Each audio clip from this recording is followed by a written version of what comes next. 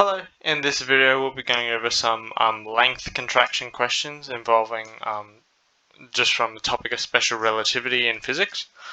So in this video we'll be going over questions that involve using this formula.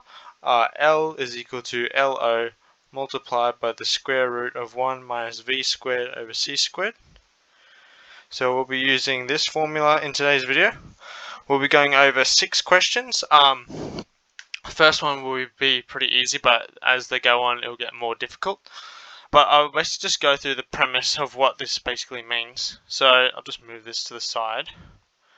So if you have, let's say a rocket, so there's a lot of rockets in special relativity, and it's traveling with some velocity in this direction, and there's a person on here, and there's a person here to the side, and this person is, let's say, stationary. Okay, so he's fixed, and this rocket's moving. This person here is going to see the rocket from his perspective be shorter than what this person sees. So the length of the rocket this person sees, he'll see a length of L, and this person will see the rocket have a length of LO. Okay, so this person will see a contracted length, and this person here will see proper length. While this term is called proper length, one is not more right than the other. The length of an object in motion is all relative of which reference frame you're in. One isn't more right than the other, okay? So both terms are correct. So yes, one person can be seeing a shorter length and one person can be seeing a longer length of the same object in motion, and they're both true. Okay, it's all about frame of reference. It's all relative. Okay, so that's just the general premise. I think you'll understand it better once we get into an actual problem. Okay, so special relativity applies to all objects in motion, but it becomes very obvious when you have it like very close to the speed of light. So even if you threw a ball like in a direction with 4 meters per second, special relativity applies to that, except it's very, very miniature that you can't even tell because it's not traveling at a high enough velocity. If it was traveling at 0.5 the speed of light, you could see some length contraction and some time dilation in frames of reference. Alright, so so this term here, L, is dilated length. LO is proper length. V is velocity. And C is the speed of light. So speed of light is 3.00 times 10 to the 8 meters per second.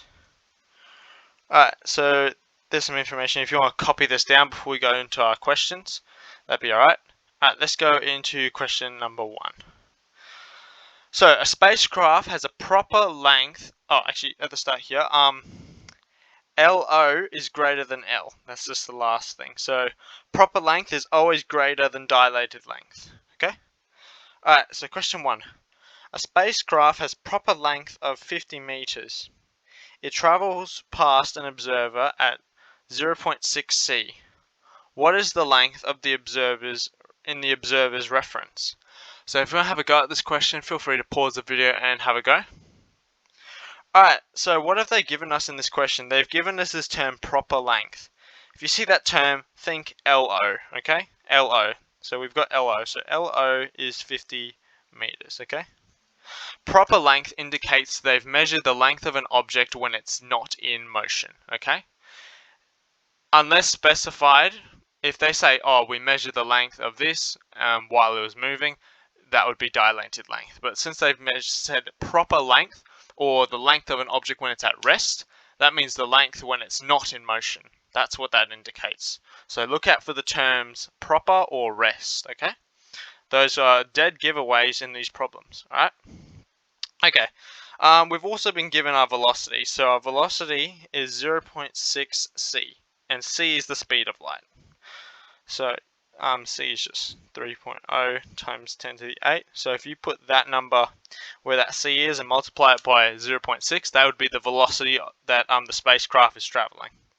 So that's this is called unit c notation, where they just make the velocity a multiple of the speed of light. So like a percentage of the speed of light. So 0.5 the speed of light, 0.6 the speed of light. It's all percentages of the speed of light. Okay. What is the length of the observer's reference? So let's draw what's happening. We have old mate here, and there's a rocket here, and there's someone on here. Okay. So this person here has measured the rocket to be 50 meters, and this rocket is traveling at a velocity of 0.6 times the speed of light. We're asked to what this person sees. What length does he see here? Okay. So obviously, this person is measuring L, or dilated length. So let's write out our formula. L is equal to LO multiplied by the square root of 1 minus V squared over C squared. All we got to do is basically plug this into there and plug this into there. Okay, and then we can find our L. Easy dub. So L equals 50 multiplied by the square root of 1 minus 0.6 c all squared divided by c squared. Using our index law, that multiplies, that goes to that and to that, so we can cancel this c here and get rid of the c squared on the bottom, and replace this whole thing here with just 0.6 squared. Okay. So putting that into your calculator, where's my calculator? You should get L is equal to 40 meters. Okay. Now, does that seem possible? Well, none. Well, all of this seems a bit abstract, but it's all true.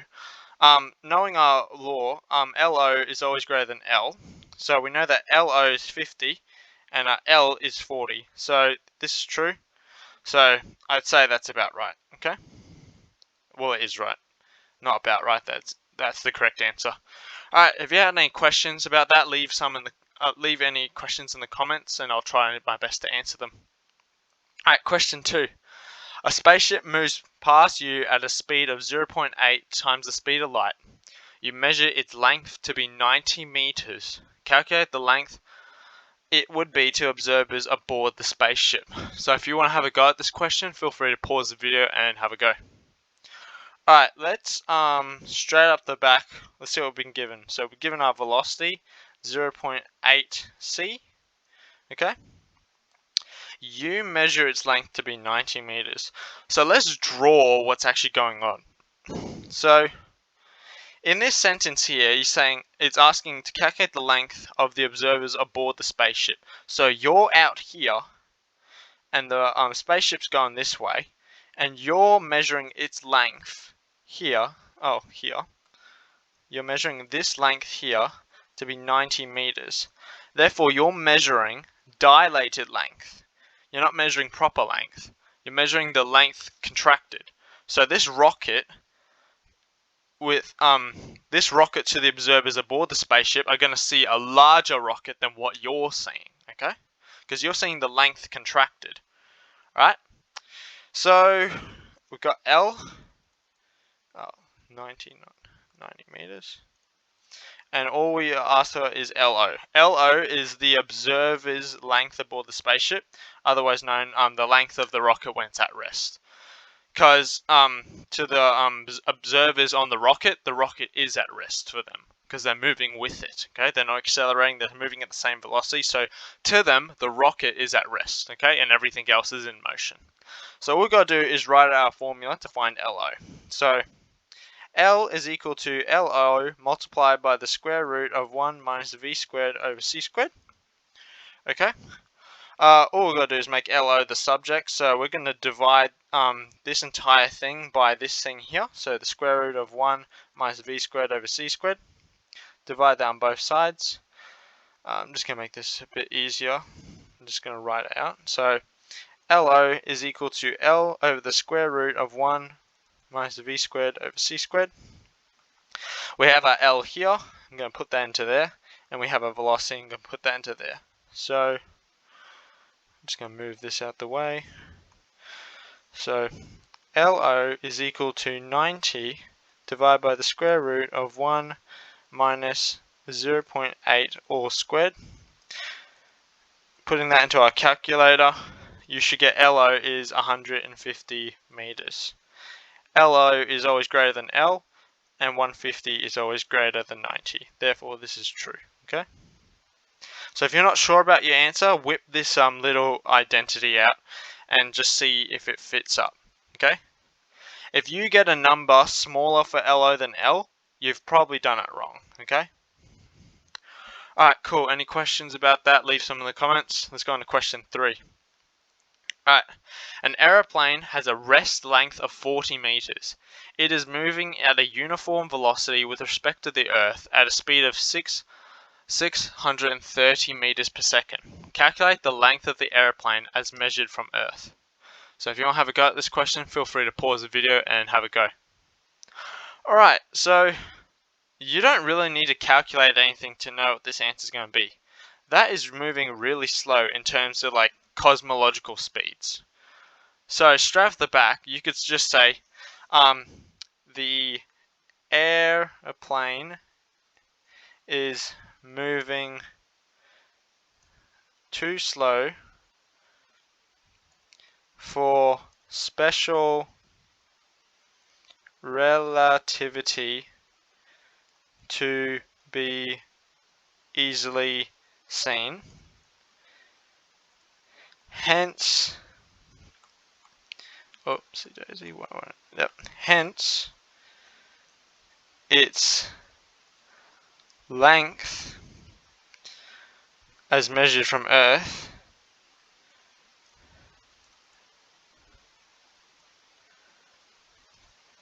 is 40 meters. Okay, so you could just write that, or you could actually calculate it. So straight off the back, our rest length is LO is 40 meters, and our velocity is 630 meters per second, and we're after L. So L is equal to LO times by the square root of 1 minus V squared over C squared.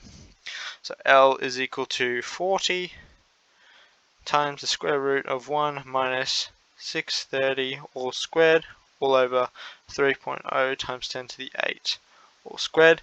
Now if you put that in your calculator, you'll get 40. Okay? Because it's not traveling fast enough for special relativity to be easily seen. It's still taking effect. There's still some length contraction, but it's going so slow cosmologically that it's so minimal. You can't tell virtually. You can't tell with the naked eye or any scientific equipment. Okay.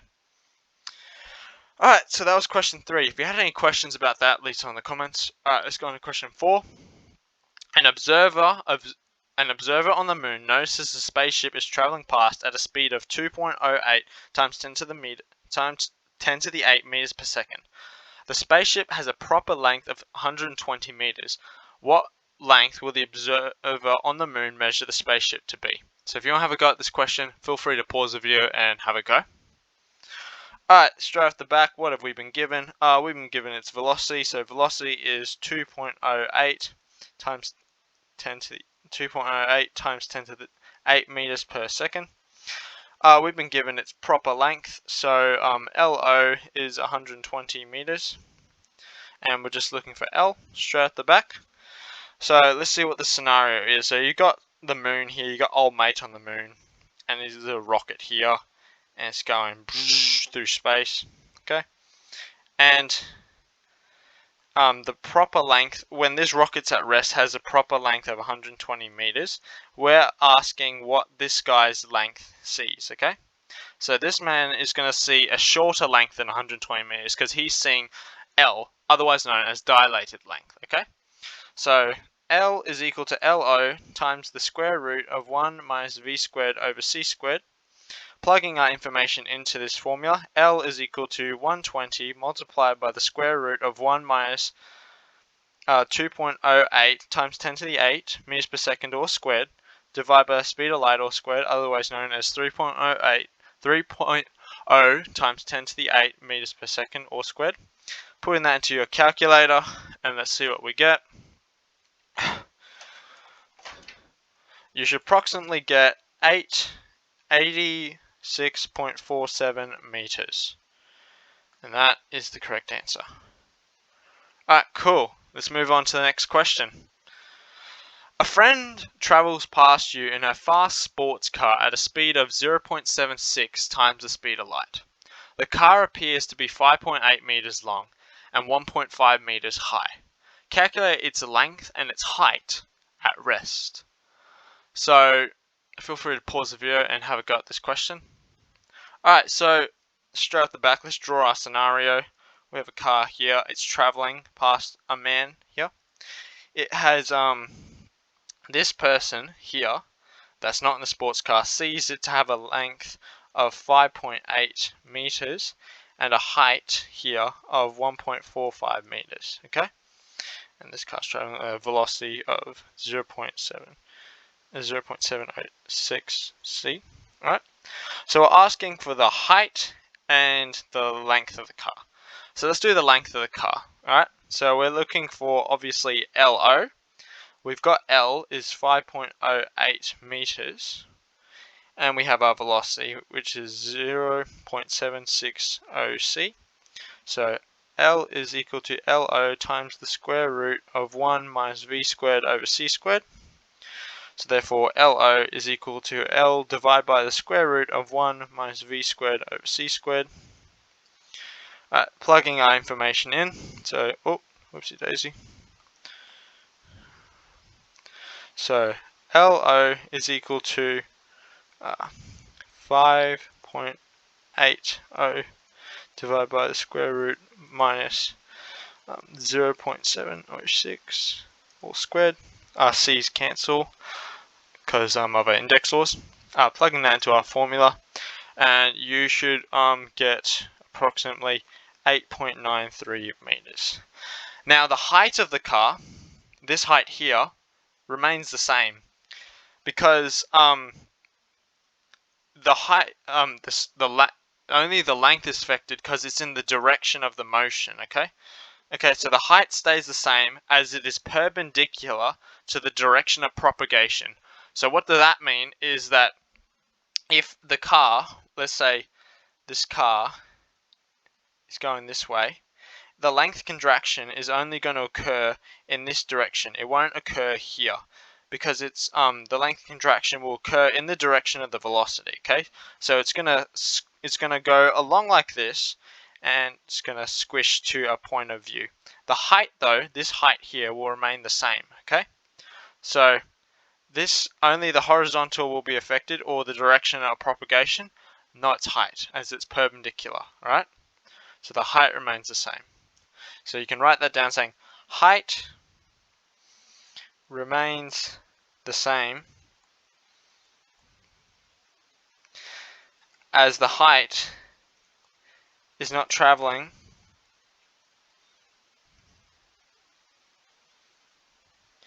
in the direction of the velocity, pretty much. So it's still going upward. It's still here. It's still here. The velocity is going in this direction. It's strictly horizontal velocity. There's no vertical velocity, so therefore height remains the same. Okay. Alright, sixth, last question. This is a hard question, so if you want to have a go at this one, feel free to pause the video. If you want to wait for me, feel free to do so. You decide to travel to a star that is 85 light years away. Determine how fast you would need to travel so the distance would only be 20 light years. Alright, so this problem, we have been given both lengths. We've been given, so let's draw what we're looking at. So this is, let's say this is Earth, and this is the star, okay? And it is 85 light years away, okay? And you're here. You want to find out how fast, you want to find the velocity for this length to contract to only 20 light years, okay? Alright? So that's what we're doing in this problem. We're after a velocity. not a length, because we've been given both lengths, and now it's asking for us, alright, if this is this far away, and we want it to contract this much, what speed do we need to travel at? So straight off the back, LO is 85 light years, and L is 20 light years, and we want our V. So let's write out our formula. So L is equal to LO multiplied by the square root of 1 minus V squared over C squared. Alright, there's some mathematics in this problem, a lot of mathematics a bit. So basically we're going to make V the subject of the formula. So all we're going to do is just divide by LO from the start. So L divided by LO is equal to the square root of 1 minus V squared over C squared. We're going to square this whole side, and that'll take the square root of this side. Now we're going to do this thing. We're going to take out our C squared and put it in unit C, okay? We can do this, so just take out the C squared, and when we solve for V, it's going to give us a decimal number of something, let's say 0.8. Since we put it in unit C, whatever answer you get, you just got to put the speed of light next to it as a product, okay? It's a little physics trick that works with these problems. So now all we got to do is we can get rid of our C squared, okay? As long as we put it in later, alright? Because this will give us a decimal now, or a percentage of the speed of light. So now we're just going to move the 1 across, so we'll have L divided by LO all squared minus 1 divided by negative 1 is equal to V squared, square root, and you get V is equal to that. Now all we've got to do is plug in this into there and that into there. When you do that, velocity, you should get an answer of, where did I, alright, let's just plug it in, square root. You should get a decimal of 0.97. Now, since we took out our C up here, you have to put the C back here. And that is the velocity you need to travel for it to go from 85 light years to 20 light years. Alright, that's the end of the video. If you had any questions, feel free to leave some in the comments. If you enjoyed this video and you learned something, please give it a thumbs up and subscribe, or share it to anyone doing physics.